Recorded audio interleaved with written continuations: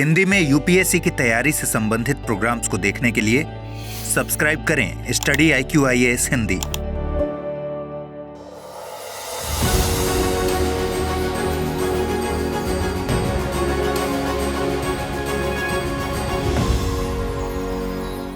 May come in sir?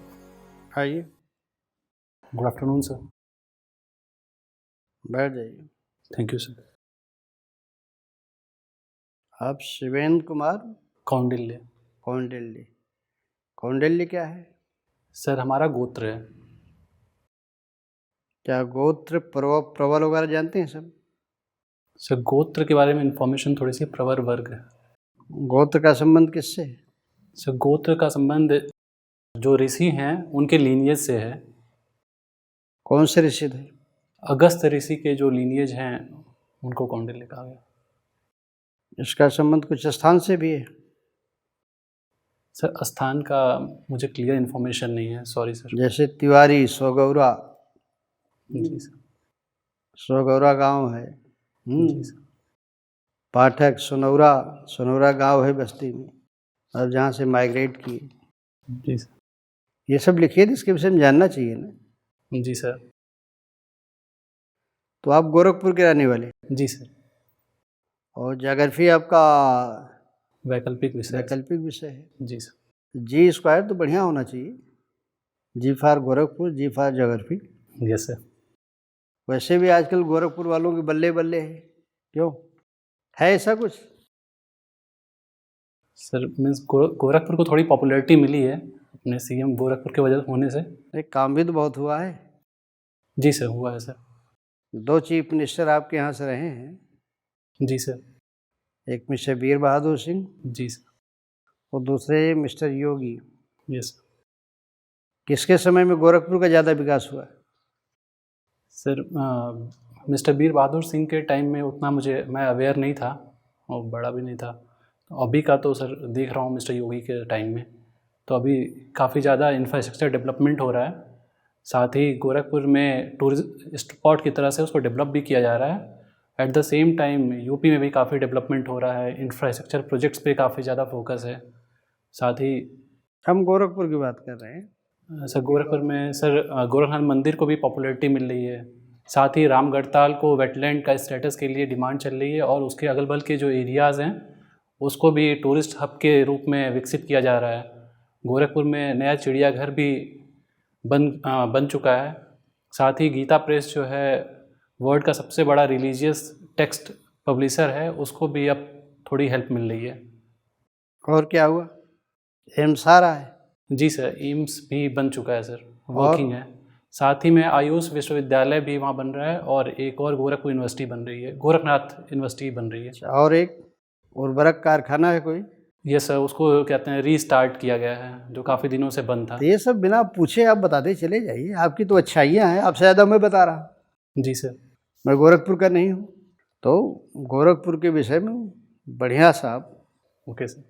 मतलब उसकी जितनी भी चीज़ें हों वो सब आप अपने दिमाग में रख लीजिएगा। जी सर। और ज्योग्राफी आपका ऑप्शनल सब्जेक्ट है। अच्छा, थोड़ा सा एकेडमिक रिकॉर्ड आप बता दीजिए अपना। सर मेरा academic background bachelors of technology in electronics and communication engineering रहा है, जो कि मैंने UIT CSGM यूनिवर्सिटी कानपुर से कंप्लीट किया है। उसके बाद MTech मेरा ग्रीन एनर्जी टेक्नोलॉजी में रहा है, Madanjeet school of green energy technology Pondicherry university से। मतलब आप PG भी हैं? जी सर। तो आपने उसी क्षेत्र में नौकरी क्यों नहीं ढूंढा? सर मेरे लाइफ में कुछ ऐसे इंसिडेंसेस हुए जब मैं ग्रेजुएशन और पोस्ट ग्रेजुएशन कर रहा था, तो मुझे मेरा रुझान जो है वो एडमिनिस्ट्रेशन की तरफ ज़्यादा हो गया और ये मेरा हॉबी भी बन गया और साथ में मेरा पैशन हो गया कि मैं सिविल सर्विस ज्वाइन करूं। क्योंकि BTech और फिर PG में तो आपने गार्जियन का बहुत पैसा खर्च किया होगा। जी सर। अगर इसी तरफ आना था तो BSc और आर्ट्स से करके कम खर्चे में आप, इसका मतलब आपने अपने गार्जियन पर ज़्यादा प्रेशर डाला है। सर एजुकेशन जो होता है वो ओवरऑल पर्सनालिटी ग्रूम करने के साथ साथ लाइफ को अच्छे से जीने का तरीका और बाकी ओवरऑल डेवलपमेंट जिसका हम आगे अपनी लाइफ में अच्छा यूज़ कर सकते हैं, वो सब कुछ सिखाता है। तो उसमें ऐसा मतलब कोई फ़ीस जो है वो एक तरह से एक्सपेंस की तरह से नहीं काउंट होती है सर। अच्छा, वो मीनिंगलेस है। नो सर, मीनिंगलेस नहीं है, बट और उस टेक्नोलॉजी का आप प्रशासन में क्या उपयोग करेंगे? सर इनोवेटिव आइडियाज़ जो बैचलर्स इन टेक्नोलॉजी डिग्री है और एमटेक है, उसके थ्रू मेरे अंदर मतलब टेक्नोलॉजिकल इनोवेशन और साथ में साइंटिफिक टेम्परामेंट भी डेवलप हो चुका है। और मुझे ये भी नॉलेज है कि जैसे क्लाइमेट चेंज और बाकी इशूज़ जो अभी ख़ास तौर से अर्बन एरियाज़ और वर्ल्ड एज अ होल फेस कर रहा है, उसको टैकल करने के लिए ग्रीन एनर्जी टेक्नोलॉजी का काफ़ी रोल हो सकता है। तो वो मैं यूज़ अच्छा, करने साइंटिफिक टेम्पर क्या है? साइंटिफिक टेम्पर कि कोई भी चीज़ को लॉजिकली समझ करके और उसका पॉजिटिव वे में अच्छा सोल्यूशन निकालने के लिए और कुछ? सर साइंटिफिकली उसको सॉल्व करने की कोशिश करना। अच्छा, तो पोल्यूशन के विषय में सुना है? जी सर। कौन-कौन से पोल्यूशन है? Sir air pollution, noise pollution. अच्छा, तो आप कह लीजिए बहुत तरह के पोल्यूशन आज विश्व फेस कर रहा है। जी सर। आप ज्योग्राफी के भी जानकार हैं, एनवायरनमेंट के विषय में भी पढ़ा होगा। यस। तो आप इसको दूर करने के लिए पोल्यूशन को क्या सुझाव देंगे? सर एक बेसिक चीज़ हम स्टार्ट कर सकते हैं अपने हाउस होल्ड से, किचन गार्डनिंग और टेरेस गार्डनिंग करके। साथ ही में जो कंपाउंड में जो भी जगह खाली हो वहाँ पे ट्री प्लांटेशन कर सकते हैं, जिससे घर की ऑर्नामेंटल वैल्यू के साथ साथ एक एस्थेटिक वैल्यू भी बढ़ेगी। तो ओवरऑल पर्सनैलिटी पे भी मतलब एक पॉजिटिव इम्पैक्ट पड़ता है प्लांट्स का, और साथ ही इन्वायरमेंट को काफ़ी ज़्यादा बेनिफिशियल होगा। साथ ही रोड के जो साइड में जो ग्रीन मफलर का सर कॉन्सेप्ट है उसको यूज़ कर सकते हैं। रोड के साइड में ट्री प्लांटेशन का करके ऑलरेडी गवर्नमेंट ये इनिशिएटिव ले रही है, बट आफ्टर केयर नहीं होने की वजह से उसमें सर्वाइवल रेट जो है प्लांट का वो कम हो गया है। तो अगर community as a whole involve होगी तो वो काफ़ी ज़्यादा पॉजिटिव और अच्छा इम्पैक्ट करेगा। शिवेंद्र, अभी सॉलिड वेस्ट मैनेजमेंट को लेकर इंडिया क्या कर रहा है? सर सॉलिड वेस्ट मैनेजमेंट से के लिए सबसे पहले इंडिया ने कलेक्शन ऑफ वेस्ट जो है वो डोर स्टेप के थ्रू करने के लिए एक बहुत अच्छा इनिशिएटिव लिया है। और इंदौर में पर्टिकुलरली वहाँ पे वेस्ट सेग्रीगेशन का भी कॉन्सेप्ट आ गया है। अभी बाकी जगह पे ये चूँकि एक्टिव पार्टिसिपेशन नहीं ये है कोई इसलिए वो स्कीम है, सॉरी कोई पॉलिसी है, कोई स्कीम है? गवर्नमेंट किस इनिशिएटिव के तहत सॉलिड वेस्ट मैनेजमेंट को लेकर प्लान कर रही है? सर स्वच्छ भारत मिशन के अंतर्गत ODF प्लस प्लस जो इनिशिएटिव है उसमें सॉलिड वेस्ट मैनेजमेंट का भी कॉन्सेप्ट है। अच्छा, आपके पास जानकारी सीमित है या फिर सरकार सीमित काम कर रही है? सर मेरे पास जानकारी सीमित है। सीमित है। और दुनिया भर में वेस्ट मैनेजमेंट को लेकर क्या क्या चीज़ें हो रही हैं? Sir waste collection at door step, segregated waste को कलेक्ट करना डोर स्टेप पे, साथ ही जो बायोडिग्रेडेबल वेस्ट हैं उनसे कंपोस्ट जनरेशन हो रहा है, और जो नॉन बायोडिग्रेडेबल वेस्ट हैं उनसे इंसिनरेशन और वेस्ट टू एनर्जी प्लांट के थ्रू एनर्जी जनरेशन का भी काम हो रहा है। और साथ ही जो रिसाइक्लेबल वेस्ट हैं उनका रीयूज़ करके प्लास्टिक मटेरियल्स या फिर इलेक्ट्रिकल वेस्ट हैं तो उनका इलेक्ट्रिकल कंपोनेंट्स बनाने में भी यूज़ किया जा रहा है, जो सर्कुलर। अक्सर देखते हैं कि कहीं जहाँ डस्टबिन्स होते हैं वो अलग अलग कलर्स के होते हैं, साथ में रखे रहते हैं। पता है आपको कि क्यों होता है ऐसा और क्या पर्पस है? Yes sir. बताइए। सर एक जो ग्रीन होता है डस्टबिन उसमें बायोडिग्रेडेबल जो वेट वेस्ट हैं उनके लिए होता है, और जो ब्लू होता है वो नॉन बायोडिग्रेडेबल वेस्ट जो ड्राई वेस्ट होते हैं उनके लिए होता है। अगर आज की चुनौतियों की बात करें तो एक चुनौती है स्पेस में वेस्ट की। हाँ सॉरी सर। स्पेस कचरा, यस सर। अंतरिक्ष में फैला हुआ Yes. कचरा, क्या जानते हैं आप इसके बारे में? सर जो सैटेलाइट्स हम क्यों लॉन्च वैश्विक स्तर पर ये बात चिंता का विषय बना हुआ है? सर जो हम सैटेलाइट्स लॉन्च करते हैं वो आफ्टर अ लिमिटेड मतलब सर्टेन पीरियड ऑफ टाइम वो डिसफंक्शनल हो जाती हैं, तो वो भी उसका पार्ट है। और साथ ही में जो रॉकेट के थ्रू हम उसको लॉन्च करते हैं उसके जो 2 पार्ट्स होते हैं वो सैटेलाइट को ड्रॉप मतलब छोड़ने से पहले उससे रॉकेट से अलग हो जाते हैं, जो कि उस स्पेस वेस्ट का पार्ट बन रहे हैं सर, जिसकी वजह से वहाँ पे सॉरी सर अगर if I am not wrong, Kepler syndrome उसका एक इशू है जिसकी वजह से एक वेस्ट जो है वो दूसरे से टकरा करके एक्यूमुलेट होकर के बाकी सैटेलाइट्स को अफेक्ट करने की क्या पॉसिबिलिटी है केपलर सिंड्रोम? सर उसमें जो वेस्ट हैं वो वेस्ट एक साथ एक दूसरे से इकट्ठा होकर के और ज़्यादा वेस्ट जनरेट करेंगे, क्योंकि वो सैटेलाइट्स को डिस्टर्ब करेंगे और बड़े फ्रैगमेंट जो हैं वो छोटे छोटे पार्ट में टूट जाएंगे, तो और ज़्यादा वो मतलब इश्यूज क्रिएट करेंगे हमारे सैटेलाइट और स्पेस जो स्टेशन हैं उनको, और फिर वो वेस्ट में कन्वर्ट हो जाएंगे। उत्तर प्रदेश में इस समय कितने वेटलैंड्स हैं? Sir sorry sir, I am not aware of exact number. Uttar Pradesh में हाल में किस साइट को रामसर साइट में का दर्जा दिया गया है? सर आगरा में सब वेटलैंड है। Sorry sir, I am unable to recollect उसका नेम। ODOP का नाम सुना है आपने? यस इस स्कीम का पर्पस क्या है? Sir, one district one product scheme है ODOP। इसमें हर डिस्ट्रिक्ट के एक स्पेशल प्रोडक्ट को जो वहाँ पे पॉपुलर रहा है उसको और ज़्यादा पॉपुलराइज करने के लिए इनिशिएटिव लिया गया है, जिससे हर डिस्ट्रिक्ट के पास एक अपना खुद का मैन्युफैक्चरिंग वो एक प्रोडक्ट हो, जिससे हमारा एम्प्लॉयमेंट के साथ साथ एक इकोनॉमी पे भी अच्छा असर क्या हो। इसके कोई टारगेट्स तय हैं? सॉरी सर, अगर टारगेट्स हैं तो अभी मैं अवेयर नहीं हूँ। प्रयागराज में ODOP के तहत कौन सा प्रोडक्ट? सॉरी सर, प्रयागराज का अवेयर नहीं हूँ sir. Lucknow?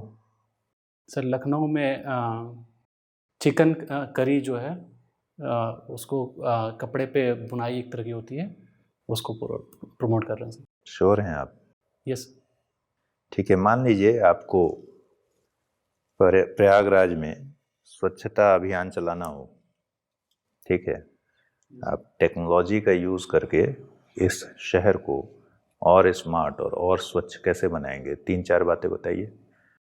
Sir particular technology का यूज़ करके या फिर ह्यूमन बिहेवियर से रिलेटेड भी बता सकता हूँ सर। बता सकते हैं, लेकिन आप क्योंकि बीटेक हैं, यस सर। टेक्नोलॉजी में आपको महारत हासिल है, आप ज्योग्राफी से भी हैं और ग्रीन एनर्जी को लेकर आपसे काफ़ी बातचीत हुई है, सर तो ये ग्रीन में ही आगे बढ़ते हुए इस सवाल का जवाब दीजिए कि पूरे प्रयागराज का मैनेजमेंट अगर आपको दे दिया जाए, यस सर।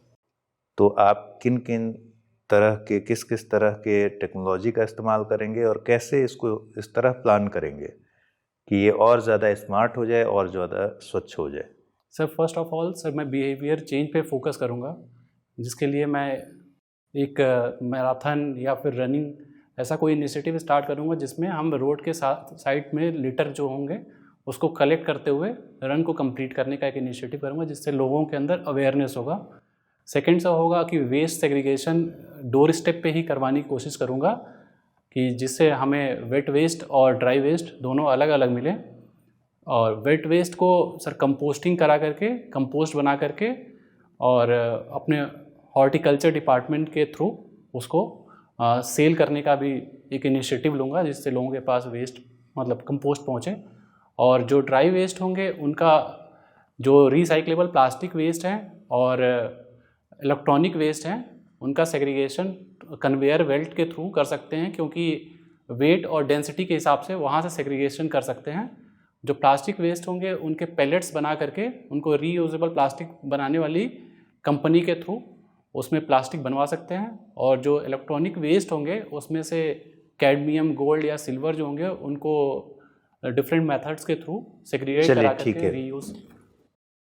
ये बताइए कि बादल फटने की घटनाएं आजकल खूब हो रही हैं, तो बादल फटने की घटनाओं में 2 सवाल है मेरे। एक तो बादल फटना बोलते किसको है, और दूसरा कि बादल फटने की घटनाएं पर्वतीय क्षेत्रों में ही ज़्यादा क्यों दिखती हैं?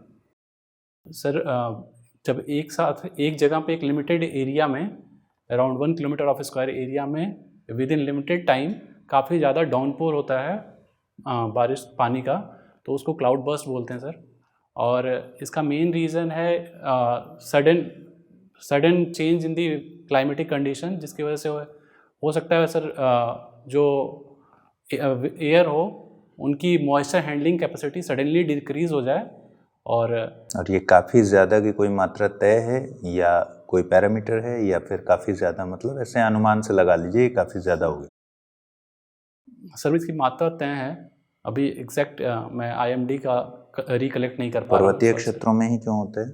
Sorry sir. पर्वतीय क्षेत्रों में सर वहाँ पे ओरोग्राफिक जो मेनली अपलिफ्टमेंट होता है विंड का, वो कभी कभी सडन हो जाता है, और सडन ड्रॉप इन टेम्परेचर एक बहुत बड़ा रीज़न है, जिसकी वजह से एयर की मॉइस्चर होल्डिंग कैपेसिटी जो है वो सडनली काफ़ी डिक्रीज़ कर जाती है, तो वहाँ पे डाउनपोर हो जाता है सर।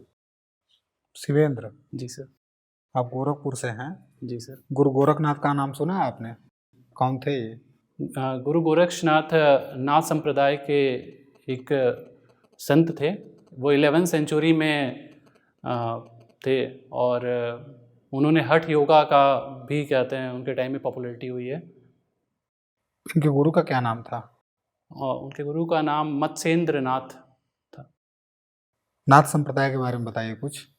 सर नाथ संप्रदाय मेनली बिलीव करता है कि लाइफ को पूरी हैप्पीनेस के साथ जीने में, और उसमें ऐसे वर्क को करने में जिससे आफ्टर लाइफ जो सेकंड लाइफ का कॉन्सेप्ट है वो नहीं, मतलब उन्हें फेस करना पड़े, उनको सॉल्वेशन मिल जाए इसी लाइफ। ग्रीन टेक्नोलॉजी से पढ़ाई की है, पीजी किया है। जी सर। मैंग्रोव के बारे में सुना है? Yes sir. क्या होता है मैंग्रोव?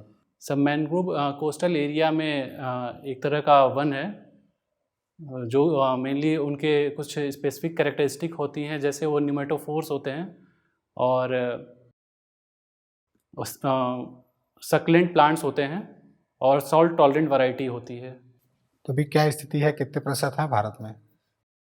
सर एग्जैक्ट परसेंटेज तो अभी रिकॉल नहीं कर पा रहा हूँ। अच्छा, कोई एक क्षेत्र बताइए जहाँ ज़्यादा सब ज़्यादा पाए जाते हैं। सर ये केरला का जो कोस्ट है, और हमारा गुजरात के कोस्ट में काफ़ी ज़्यादा है, तमिलनाडु कोस्ट में भी है।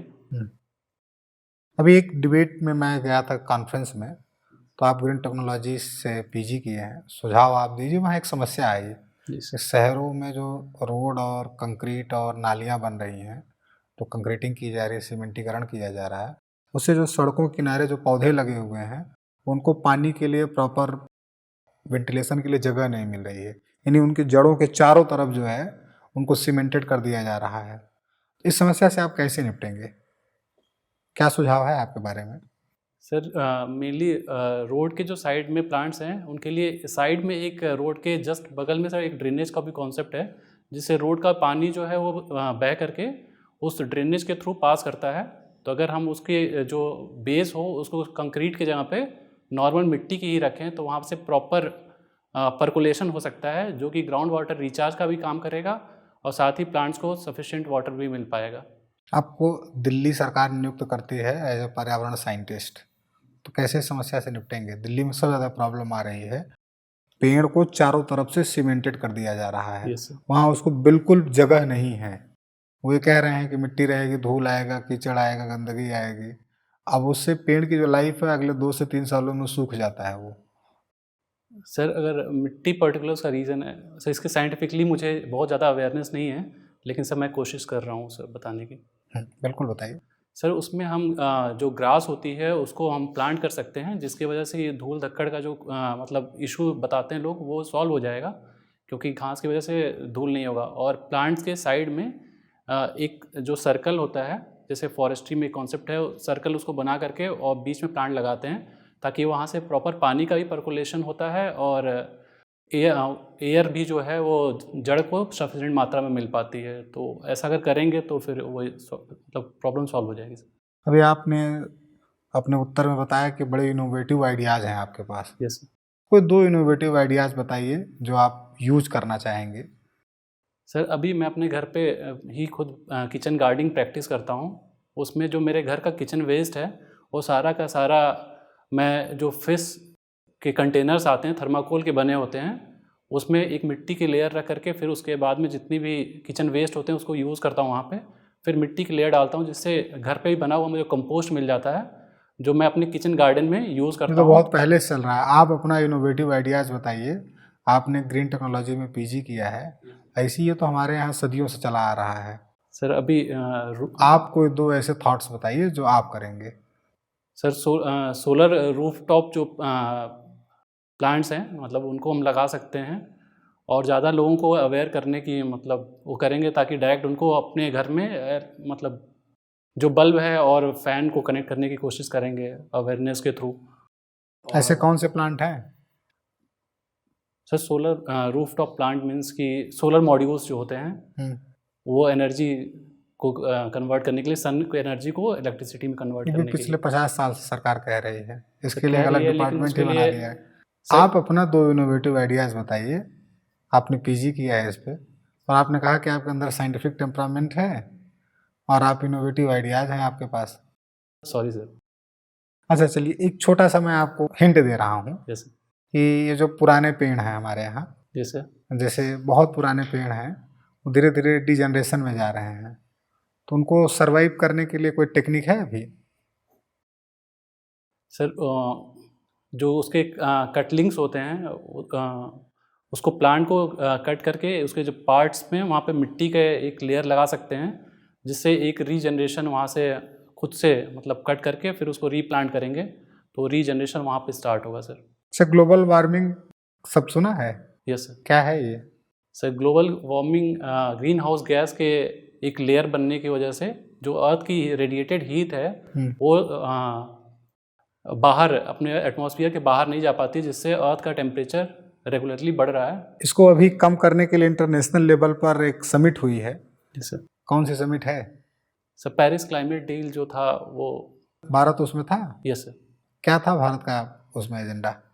सर गवर्नमेंट ऑफ इंडिया जो है वो INDC टारगेट्स खुद से सेट किए हैं, जिसमें 40% ऑफ दी एनर्जी जो थी हमको रिन्यूएबल एनर्जी से जनरेट करना था अपनी टोटल इलेक्ट्रिसिटी प्रोडक्शन का, और 2.5 to 3 गीगाटन जो कार्बन इमिशन था उसको एब्जॉर्प्शन था, और sorry sir 175 gigawatt renewable energy generate करना था, जिसको भी गवर्नमेंट ऑफ इंडिया है और उस टारगेट को अचीव करने की वजह से और ज़्यादा बढ़ा दिया है। अब 50% टारगेट रख दिया है। ग्लासगो जो स्कॉटलैंड में हुआ है समिट, उसमें 50% कर दिया है और 500 गीगावाट रिन्यूएबल एनर्जी कर दिया है, और 2070 तक नेट जीरो इकॉनमी को अचीव करने की टारगेट। ठीक है सर। Thank you sir. तो आप ज्योग्राफी के स्टूडेंट हैं? जी सर। यूपी का एक जिला है सोनभद्र, वह किन किन दूसरे राज्यों को टच करता है? Sir Sonbhadra, sir Jharkhand. बड़ा इनिशियल सवाल है। Sorry sir, can I take few seconds? और भारत का कौन सा राज्य है जो 3 तरफ से बांग्लादेश से घिरा हुआ है? सर त्रिपुरा। त्रिपुरा। ऐसी कौन सी 2 नदियां हैं भारत की जो पश्चिम की ओर बहती हैं? सर नर्मदा और तापी। नमामि गंगे योजना चल रही है, जी सर। ये कितना सफल है? सर रिसेंट टाइम में काफ़ी इम्प्रूवमेंट हुआ है, बट स्टिल जो है नॉन पॉइंट सोर्सेज जो हैं और वेस्ट वाटर ट्रीटमेंट अभी भी काफ़ी अचीव करना बचा है। तो मेनली हम देख सकते हैं कि अभी कानपुर और प्रयागराज के आगे, प्रयागराज से जब आगे निकलती है तो कानपुर तक काफ़ी ज़्यादा गंदी गंगा है, तो बहुत ज़्यादा अभी हमको एफर्ट करने की आवश्यकता है सर। ठीक। Thank you sir. Thank you sir. May come in sir? बैठिए। Thank you sir. क्या लगा आपको, कैसा रहा इंटरव्यू? Sir average. एवरेज 10 में कितना? Sir 6 plus. 6+, ठीक है। ये बताइए कि ये पहला आपका इंटरव्यू है या पहले दे चुके हैं? सर फर्स्ट है। फर्स्ट है। मॉक? सर मॉक से इसके पहले 2 दिया है सर। 2 दिए है। देखिए, आते समय आपको एक बात का ख्याल जो रखना चाहिए कि आप प्रॉपर वे में चेयरपर्सन को सबसे पहले उनको विश करें। Yes sir. उसके बाद दोनों मेंबर्स को करें। वहाँ एक चूक हो रही है। जाते समय भी आपने 2 लोगों को किया और तीसरे को नहीं किया, ठीक है? Okay sir. तो इस बात को भूलना नहीं है कि एक प्रॉपर मैनर में इस बात को फॉलो करना है। Okay sir. दूसरी बात है कि या तो आपको, मैं ये नहीं समझ पा रहा हूँ कि थोड़ा सा जब आप खड़े हो रहे हैं थोड़ा एक तरफ ज़्यादा झुके हुए हैं। हाँ सर, वो आँख की थोड़ी प्रॉब्लम है सर। हाँ, जिसकी वजह से थोड़ी सी प्रॉब्लम होती है। मेरी पिपल जो है वो वाइब्रेट करती है। हाँ वो तो ठीक है, ओरिएंटेशन लेकिन आपके कंधे एक तरफ ऐसे रहते हैं, मतलब उससे कंधे तो नॉर्मल रहते हैं अभी शायद। अच्छा, तो आप जब मेनली आए से गले का थोड़ा तिरछा होता है, ओके, उसकी वजह से हो सकता लगता हो। ठीक है, ये समझ आ रहा है कि ये थोड़ी सी कहीं होगी दिक्कत, तो खैर इसको उसमें कोई ध्यान नहीं देना है। बाकी बीच में आप एक जगह बहुत इनफॉर्मल हंसी हंस रहे थे, वो ठीक चीज़ नहीं थी। ठीक है सर। किसी जवाब में आप बीच में अचानक से हंसने लगे, जवाब ना आने पर हंसना बहुत ख़राब इम्पैक्ट देगा, ठीक है। और याद रखना है कि आपके सामने जो बोर्ड मेंबर्स हैं वो आपके मित्र नहीं, ठीक है सर। जिनसे आप हंसी मजाक कर लें, तो फॉर्मल बने रहिए, आपको जवाब आए या ना आए। बीच में हैंड मूवमेंट आपके, एक हाथ जो आपने रखा था वो चल रहा था लगातार ऐसे ऐसे समझाने के क्रम में, तो उसको थोड़ा सा स्थिर कर लीजिए। ठीक है सर। कई जगह आप नेविगेट करना चाहते हैं या तो, लेकिन आश्चर्यजनक बात है कि केपलर सिंड्रोम का आपने अनावश्यक जिक्र किया, ये कहते हुए कि sir I may be wrong, ठीक है। सर वे से रिलेटेड था, इसलिए मुझे मतलब एग्जैक्ट वो नहीं हो रहा था। तो अगर कोई ज्योग्राफी का बैठा होगा, ये संयोग है कि यहाँ नहीं बैठा है, तो इसके डीप में जा सकता है। ठीक है सर। कोई ऐसा आमंत्रण मत दीजिए जब तक आपको कराना ही ना हो, मतलब ऐसा कुछ आपका अगर हो कि भाई इससे भी पूछ लो, तब तो दीजिए, अदरवाइज मत दीजिए, ठीक है ना। ठीक है सर। बाकी मेरे ख्याल से बहुत अच्छा है। फॉल्स अटेम्प्ट कभी कभी आप करते हैं, बीच में अटेम्प्ट ले लेते हैं, बीच में आपको लगता है कि थोड़ा सा कॉन्फिडेंस हिल रहा है, तो वैसा मत कीजिएगा। अगर जवाब जानते हो तो दीजिएगा, अदरवाइज शुरू में ही आकलन कर लीजिएगा कि इसका पूरा जवाब तो नहीं दे पाएंगे। ठीक। जैसे बादल फटने का अगर टेक्निकल आप पैरामीटर्स नहीं ही बताएंगे तो बादल फटने का कोई और डिफिनेशन तो है नहीं। Yes sir. ऐसा तो है नहीं कि एक बादल से फट जाता है बीच से। Yes sir.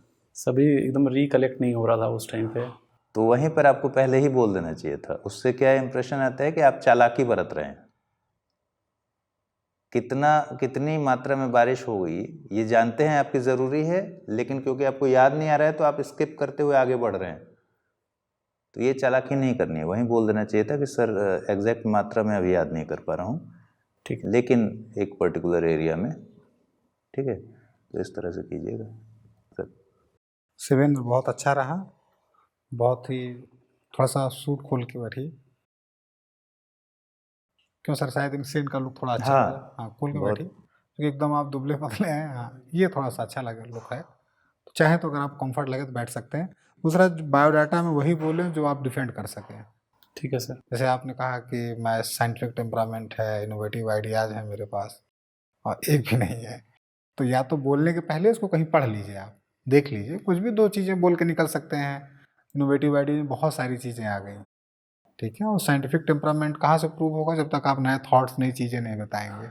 ये तो जो ज्योग्राफी नहीं पढ़ा है, जो ग्रीन टेक्नोलॉजी नहीं पढ़ा है, वो भी जानता है कि किचन गार्डन होना चाहिए और रिन्यूएबल एनर्जी के लिए छत पे सोलर पैनल लगाइए, ठीक है।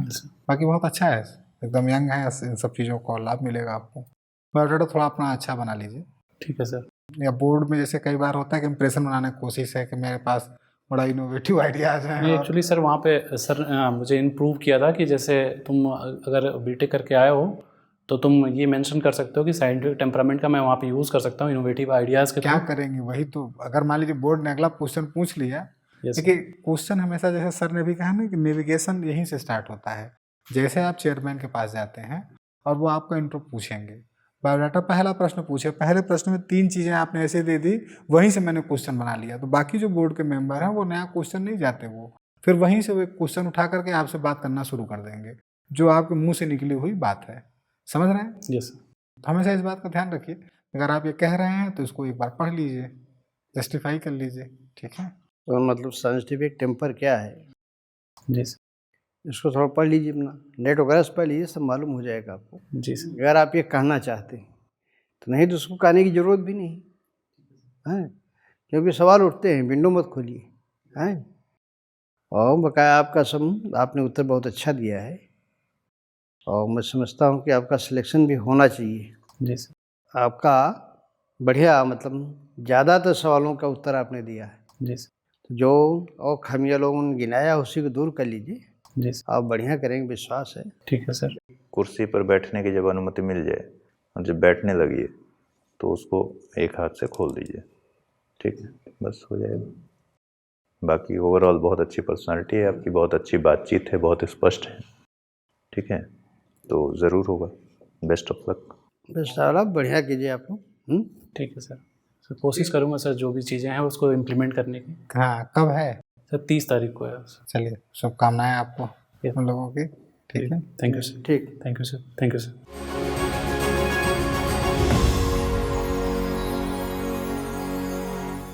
हिंदी में यूपीएससी की तैयारी से संबंधित प्रोग्राम्स को देखने के लिए सब्सक्राइब करें स्टडी IQ IAS हिंदी।